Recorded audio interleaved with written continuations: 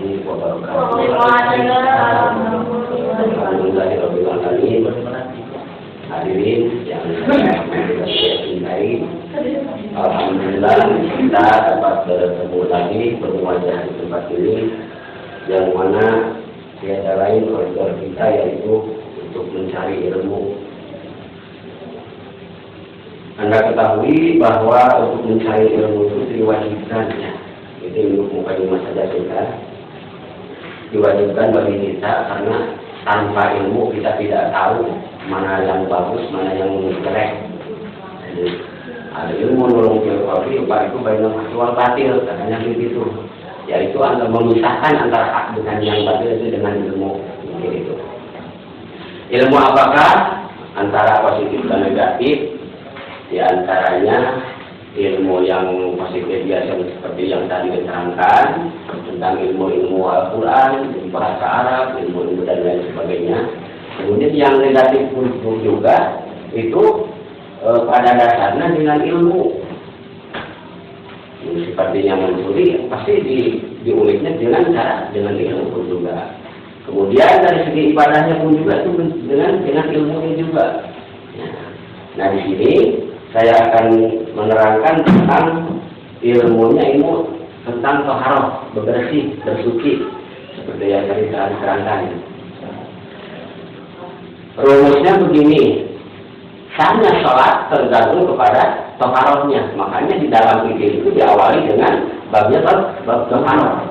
Walaupun sebaik mungkin kita untuk melaksanakan bersolat, untuk melaksanakan ibadah, akan tetapi tidak didasari dengan taharahnya, dengan bebersihnya, itu mana mungkin tidak akan diterima oleh Allah Subhanahu wa taala. Di antaranya bab taharah itu sendiri yaitu tentang membersihkan, tentang mensucikan tentang air kencing. Yang pertama kali saya bahas yaitu tentang membersihkan tentang air kencing. Karena apa didasari dengan membahas tentang air kencing? Di dalam hadis diterangkan ada satu golongan, ada satu kaum di mana kaum itu ahli ibadah. Dia ahli ibadah, rajin sholatnya, zakatnya dan lain sebagainya. Akan tetapi dia ada hisab dari Allah, masuk kepada nerakanya Allah akibat dari percikan air kencing. Kita ketahui sebagaimana banyaknya yang dinamakan air kencing atau percikan air kencing itu sendiri. Beda sarana golontorna, beda sarana celakna, ini cuma percikan air kencing. Ini yang sangat bermasalah sekali di hadapan Allah Subhanahu wa taala. Ketika kita akan melaksanakan sholat pun juga harus bersih dari hadas besar dan hadas kecil.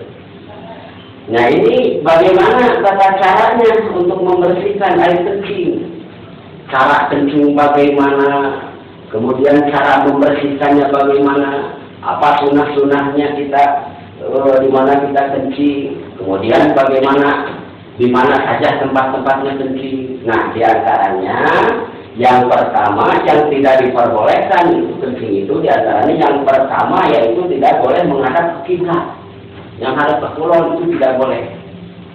Kedua, membelakanginya pun juga tidak boleh. Kemudian kencingnya di lapangan, nah, seperti kuda itu yang berdiri di situ. Kemudian di dalam air atau di kolam, di jalan, itu di antaranya. Nah, tadi diterangkan percikan air. Bagaimana tata caranya kita ketika ini dalam peradakan ya? Bagaimana tata caranya supaya percikan air itu sendiri tidak kembali kepada badan kita yang akan dibawa untuk sholat? Nah, caranya kita kencing yang bagus itu yang pertama yaitu kita harus jongkok. Nah di sini kebanyakannya itu perempuan yang jongkok. Akan tetapi sunahnya dan tata caranya pun juga laki-laki harus begitu.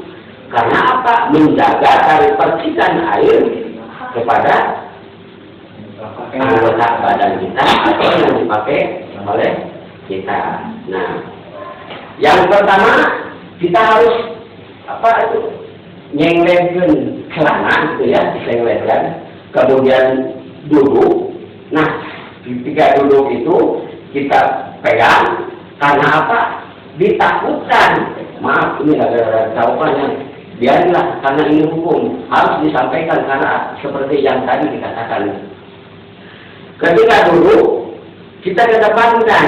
Nah, intinya untuk menjauhkan dari cipratan-cipratan air ketika kita mengeluarkan air kencing, kembali lagi kepada badan kita atau kaki kita diantaranya. Coba kalau yang salah itu sebetulnya yang tidak salah, akan mungkin tidak sopan kalau berdiri gitu ya. Banyak proses-proses yang berdiri itu dikhawatirkan percikan air kencingnya itu tembus kepada anggota badan kita. Kemudian dia pakai sholat. Apakah sah itu? Apakah sah sholatnya bila mana kita sholat, kemudian ada najis di baju kita atau di celana kita? Nah, itu harus dikaji bagaimana caranya. Nah, kemudian sesudah itu, kemudian bagaimana cara menyucikannya? Nah, wawasuna, ngubahna, gitu ya. Cara membersihkannya kita yakini bahwa kita harus diyakini bahwa percikan-percikan itu apakah nempel dan tidak. Nah, yang pertama cara membersihkannya yaitu kebanyakan yang salah itu yang tidak memakai aturan-aturan hukum agama itu, tentunya agama Islam, tata caranya itu kurang. Kalau logikanya dibanjur, bersih, ditebau dengan awan. Bersih dan bersih akan, tetapi belum sempurna kebersihan itu, sama itu masih najis. Tata caranya, ketika kita membasuh, tangan kiri yang memegang, ya, kemudian yang kanan mengambil air. Yang kanan mengambil air, kemudian dibasuhkan kepada yang akan disucikannya itu. Kebanyakannya yang salah, ya, banyak yang belum tahu, mungkin tidak dikaji dengan tata caranya. Ngambil air yang kiri, kemudian dibasuh oleh yang kiri. Ngambil air, sana aja 100 kali belum suci menurut hukum agama Islam. Walaupun dengan 100 kali seperti itu, nah, kemudian dioleskan ini, misalkan ini, ambil air, bersihkan.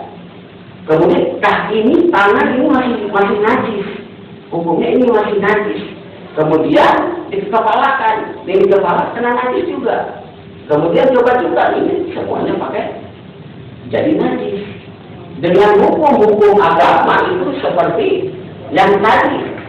Yang tangan kanan mengambil air, kemudian dibasuh, sesudah dibasuh, yang tangan ini dibasuh lagi, nah ini menjadi bersih, tidak najis lagi. Walaupun sudah dibersihkan, kemudian ini tangannya dibersihkan. Nah ini yang sudah bersih ini, yang sudah tidak najis ini, walaupun kemanapun juga ini tidak akan membawa najis. Nah itu berdasar kepada hukum-hukum agama Islam. Kemudian yang pertama itu tentang membersihkan najis, bagaimana tata caranya untuk membersihkan air kencing itu sendiri. Nah tadi belum semuanya dibahas. Kemudian sudah itu, nah, kita yakini ketakutan bahwa percikan air itu akan kena kepada kaki kita pun juga harus dibersihkan. Tadi dasarnya diawali dengan disenglet ke atas supaya karena kalau misalkan karena air itu susah untuk dibersihkan, makanya disenglet ke atas. Takut percikan itu kembali kepada celana kita, makanya takut kepada kaki kita, maka kaki kita itu harus dibasuh lagi. Nah itu akan suci, insya Allah itu akan suci. Nah itu bahasan tentang membersihkan air kencing. Nah, paham? Insya Allah paham ya? Nah, Kemudian yang keduanya itu yang tentang sama juga mandi wajib. Nah, mandi wajib diwajibkan mandi wajib itu dikarenakan apa? Yang pertama, mimpi Pak kalau untuk remaja mah. ya bagus. Tapi maaf saya belum bertanya nih. Bagus tapi saya belum memberikan pertanyaan ini.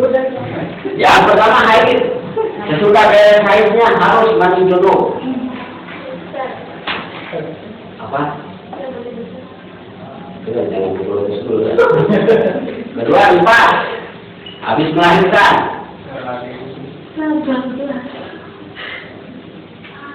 Kemudian jima.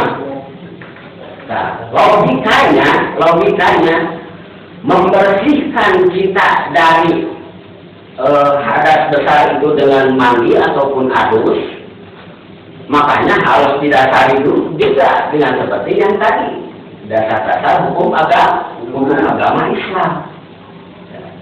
Kalau kita hanya tinggal berjemur seorang belum sempurna walaupun orang bersih, makanya harus ada tata caranya. Di antaranya bagaimana cara untuk kita membersihkan mandi besar itu. Karena kan seperti yang dibahas tadi, ada air itu air yang suci akan tetapi tidak bisa untuk bersuci. Ya, karena ini juga takut dikatakan ini berkaitan dengan mandi juga ya. Nah, apa yang disebut dengan air suci tapi tidak bisa untuk mencucikan, nah, yaitu diantaranya yaitu air mustahmal, air yang sudah dipakai untuk bersuci, tidak bisa dipakai lagi untuk wudu, tidak bisa dipakai lagi untuk junub. Tetapi kalau misalkan dipakai untuk bersuci, misalkan pakaian, cuci pakaian itu bisa, tetapi tidak bisa untuk dipakai wudu lagi. Makanya sebentar bahasan dulu. Makanya misalkan kalau kita contohnya air mustahmal itu kita kan niatnya ketika kita membasuh muka yang pertama gitu ya. Nawa itu wudu bagi tidak sebenarnya perlu tidak salah. Ketika kita membasuhkan ke muka, nah ke sini kemudian mengambil lagi, kemudian air netes lagi kepada yang akan dibasuh ke muka kedua kali itu yang disebutkan air mustahmal.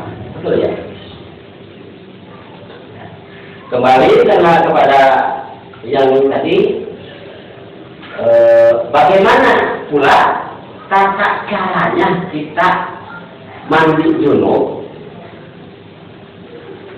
pardunya junub ataupun adus. Sekarang saya mau membahas dulu tentang parduna junub. Sudah barang tentu yang pertama yaitu niat. Innamal a'malu binniyat. Sesungguhnya sahnya amal-amalan itu tergantung kepada niat. Salat kita umpul tanpa niat tidak sah. Ya, junub pun juga kalau tanpa niat tidak akan jadi suci. Makanya yang paling utama dan paling pertama yaitu harus niat. Dalam hati bisa kita katakan bisa.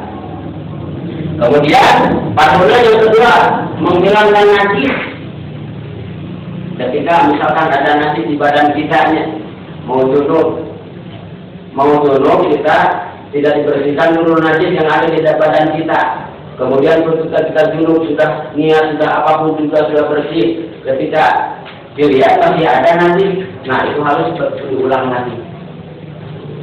Nah itu belum suci. Yang ketiganya dimandikan dengan merata. Lihat dulu kalau perempuan ada titek, kalau pacar itu tidak apa-apa ya, kalau titek jangan sampai kan memakai titek. Kemudian ada di kepala itu dikoplis, bahkan saya itu menyerahkan ke istri saya kalau dia itu jangan di sini saya jangan. Jadi ada alamat mana? Ya, tidak boleh ada chat. Misalkan ada chat menempel kepada kita, kemudian kita junub, itu tidak sah. Walaupun setitik, itu tidak akan jadi sah. Bukan Pak? Ya. Nah, jadi lihat dulu, dibersihkan dulu dengan merata. Nah, kemudian kita apa yang disunahkannya, sunahkan mandi. Di antaranya, yang pertama yang disunahkan itu harus untuk dulu, ya. Misalkan kita malam-malamnya melakukan sesuatu dengan suami istri, misalkan intinya, melakukan kita mau mandi wajib itu harus diawali dengan disunahkan dengan wudhu dulu, gitu ya. Kemudian yang keduanya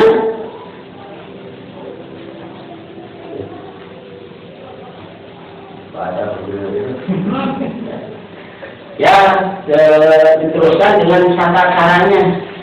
Bagaimana caranya kita junub ketika air itu sedikit? Yang pertama kali berarti dengan waktunya. Yang pertama kali yaitu kita harus walaupun kita kurang dari 2 kula, maka kita tata caranya kita harus mengambil dulu air 1 ember, dipisahkan, itu suci, sudah bersih. Kemudian itu 1 ember lagi kita untuk membersihkan badan dulu. Sesudah dibersihkan dari apa yang ada menghalangi kepada badan kita, sesudah itu kita bersihkan dengan air, dengan sampo ataupun sabun dibersihkan. Nah, baru di sini yang 1 ember yang itu kita untuk memakai niatnya. Karena tadi dikatakan yang pertama itu tergantung kepada niatnya. Nah, dari situ yang paling terakhir memakai ember yang yakin itu suci, kemudian di situ niat. Nawaitu ada balik baru dilantar. Ya. Baru menjemurkan sing lanti sadayana. Tah insya Allah itu ulang tos berarti harus. Sok mana bila ada pertawasan. Sok. Ya, kalau itu. Waktu tadi mau mandi wajib, ya, air tidak sampai 2 bulan, ya. Coba ke wudhu, apa tadi bilang airnya menetes, dan termasuk air musama. Nah. Sedangkan air yang ada di tangan itu termasuk musama nggak, Pak? Air yang di tangan, ya kan kita ngambil air yang wajar itu. Nah, ya seperti yang tadi. Enggak. Maksudnya begini. Kita yang pertama nawaitu wudunya. Nah, kemudian kita kepancuran nanti begini, kemudian netes dari jangot. Ada jangotnya, adanya. Netes dari jangot masuk kepada air yang akan dipakai wudu lagi. Nah, itu yang disebut sama juga. Bisa diterangkan lebih lanjut lagi? Pak, mau apa? Ya, namanya mustama itu mungkin ya menurut teman-teman, jadi air yang sudah terpakai. Misalkan kita punya air 1 ember, kemudian apalagi kalau kita wudhu 1 ember dikumpulkan sudah dapat 9, jadi otomatis tidak karena itu adalah air sudah terpakai. Jadi kalau itu kan dalam mustama itu kita kalau punya bak misalkan penuh dalam 1 meter ke 80 kilo, itu walaupun dikobokan sekalipun dikatakan mustama, itu sudah airnya sudah lebih 2 kola. Tapi kalau untuk 1 kola itu airnya belum sampai 2 kola, berarti air yang nyempret kepada air tersebut disebut mustama. Makanya kalau dalam wudhu kita pakai yang sepat. Kayu. Ya. Atau kalau misalkan pakai kayu, ya. Oh, ada. Mau beli silahkan. Tahu silakan yang mau bertanya Bu. Nah, sebentar, namanya dulu Bu. Ani tadi mah Yun nih. Aisyah mah. Lahirnya saya sampai berapa?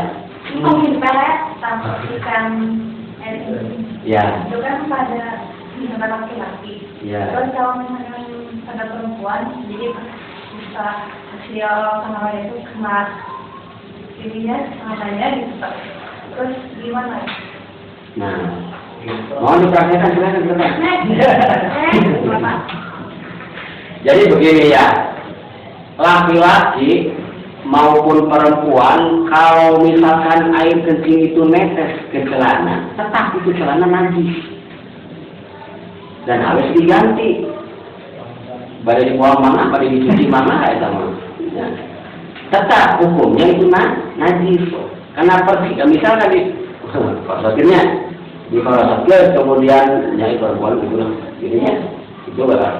Kemudian masih lagi kembali lagi ke celana kita. Nah celana kita itu tetap itu najis. Nata? Iya. Tapi kalau misalnya nggak diganti juga dibuka. Dibuka, dibuka dan kemudian ada yang cok mana? Yang mau bertanya lagi, Pak, silakan Pak. Apa misalkan Ya. berbeda apa kemudian tidur yang melakukan apa-apa dia bermimpi kemudian keluar air dari kemaluan yang pertama hari itu apa yang kedua apakah kita wajib mandi Untuk basah maksudnya. ya mandi Jadi terkadang air juga ada perbedaan air mandi, Ya. ada air mani gitu ya. jadi Kalau mandi mah ketika mandi mah ketika misalkan kecilnya, dihidupkan, kesalahan semua dihidupkan, ayat entah keluar, yaitu mandi. Itu tetap itu najis mandi. Kalau mandi itu bersih, suci. cuman wajib Cuman kalau misalkan keluar gitu dia wajib mandi. batal wudhunya Ya, batal wudhunya wudunya batal. Sok mana malam? Sok wudhu malam. Nah, alhamdulillahnya sudah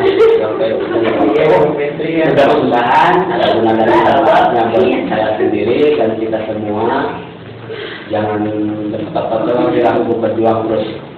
Amin. Dari itu saya dari saya. Mudah-mudahan bermanfaatnya. Bila itu berbuat hidayah. Assalamualaikum warahmatullahi wabarakatuh.